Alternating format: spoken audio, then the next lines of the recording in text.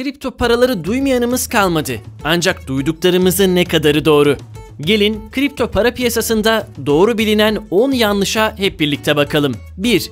Bir coin'i Bitcoin, Ethereum, USDT ya da TL ile almak arasında fark olduğu algısı. Basit bir örnek üzerinden bu yanlış algıyı açıklığa kavuşturalım. 1 doların 18 liradan, 1 euronun da 19 liradan işlem gördüğünü düşünelim. 18 liraya da bir kitap alacağımızı varsayalım. Bunun için satıcıya ister 18 lira, ister 1 dolar, ister 0.95 euro verelim. Hepsi aynı, değil mi? Ancak bir şeye dikkat etmek gerek. Low sat yani değeri düşük satoshilerle ifade edilen coinlerde durum her zaman böyle olmayabilir. Mesela X coin'ini BTC ve USDT paritesiyle alabileceğimizi düşünelim. BTC paritesinde 2 satoshi alış, 3 satoshi satış olsun. USD paritesinde ise fiyatı 0,005 USD olsun. Bitcoin'de 20.000 USD'den işlem görüyor olsun. Bu durumda BTC paritesine girip 3 satoshi'den almaktansa 2,5 satoshi'ye denk gelen USDT paritesinden yani 0,005 USD fiyatından almak daha mantıklı. Yani demem o ki bazı low sat projeler haricinde bir projeyi ne ile aldığımızın önemi yok. Ayrıca aldığımız coin'i diğer paritelerle de satabiliriz. Misal USDT ile Bitcoin alıp aldığımız Bitcoin'i TL'ye ya da Ethereum'a çevirebiliriz. Yani USDT ile aldık diye bozarken de USDT'ye çevirme gibi bir zorunluluğumuz bulunmuyor. 2. Bir coin'de %100'den fazla zarar edilebileceği, %200, %300 ya da 2x, 3x gibi zararların edilebileceği algısı. Bir coin ya da token'da %100 zarar etmek demek, elimizdeki coin'in tamamen değerini kaybetmesi ve sıfırlanması anlamına geleceği için bu orandan daha fazla bir kaybın olması söz konusu değildir. 1 dolar aldığımız bir coin ya da token 50 sente düştüğümüzde zararımız 2x değil %50'dir. Ya da 1 sente yani 0,01 dolara düştüğünde zarar 100x değil %99'dur. Aynı şekilde 1 dolara aldığımız bir coin'in 2 dolara çıkması halinde %100 kar elde etmiş oluruz. Bu da başka bir deyişle coin'in 2x yaptığı anlamına gelir. %200 artış yapan coin'in 3x, %700 artış kaydeden coin'in 8x yapması gibi. 3. Fiyatın düşük olmasının o coin'in daha çok yükseleceği algısı. Örneğin 0.05 dolar değerinde Dogecoin ile 60 dolar değerinde bir Litecoin'e bakılıp kıyaslama yapıldığında 0.05 dolar değerinde olan coin'in çok ucuz olduğunu düşünenler olacaktır. Burada arz konusu devreye giriyor. 0.05 dolar olan Dogecoin'in dolaşımdaki arzı 132 milyar adet, 60 dolar olan Litecoin'in dolaşımdaki arzı ise 71 milyon adettir. Bu sonuçlarla Dogecoin piyasa değeri 7 milyar dolar, Litecoin'in piyasa değeri ise yaklaşık 4 milyar dolardır. Görüldüğü üzere Dogecoin'in piyasa değeri Litecoin'den daha fazladır.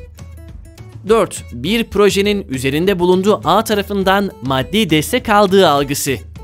Bir proje bir ya da birden fazla ağda yer alabilir.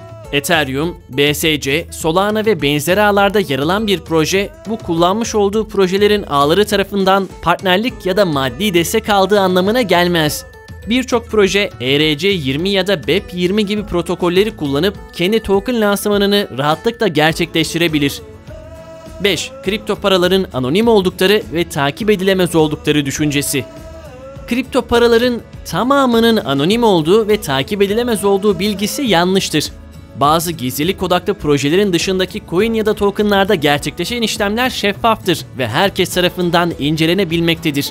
Bazı mikser uygulamalarıyla da takip edilebilirlik engellenebilir. Ancak piyasadaki çoğu token ya da coinler üzerinden yapılan işlemler takip edilebilmektedir.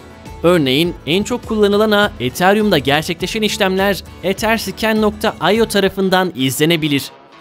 6. Kripto paraların internet olmadan çalışamadıkları algısı. 7. Kripto paraların yasa dışı olduğu ve kara para aktarmasında kullanıldığı düşüncesi. Kripto paraların her geçen gün kullanım oranı artmakta olup kabul edildiği de gelişmektedir.